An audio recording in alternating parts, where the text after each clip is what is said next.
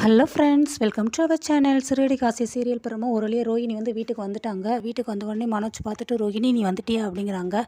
ஆமாம், எனக்கு வேறு உங்களை விட்டு அந்த வீட்டில் வேறு யார் இருக்கா? எனக்கும் யாருமே கிடையாது. அதனால தான் நானும் வீட்டுக்கு வந்துட்டேன் அப்படின்னு சொல்லி ரோஹிணி சொல்கிறாங்க.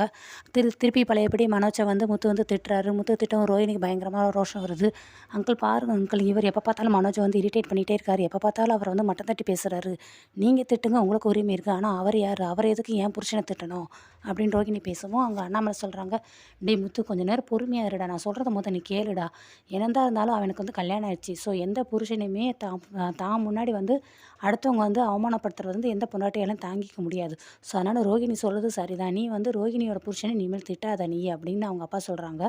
அதுக்கு வந்து முத்து வந்துட்டு, சரிப்பா நீ சொல்கிறது சரிதான்ப்பா, நான் இனிமேல் வந்து இந்த பார்லர் அம்மாவோட புருஷனை வந்து நான் திட்ட மாட்டேன். ஆனால் என் கூட பிறந்த அண்ணன் ஒருத்தன் இருக்கேன் பார்த்தீங்களா, அவன் ஏதாவது தப்பு செஞ்சானா அவனை கண்டிப்பாக நான் தட்டி கேட்பேன். அவனை கண்டிப்பாக நான்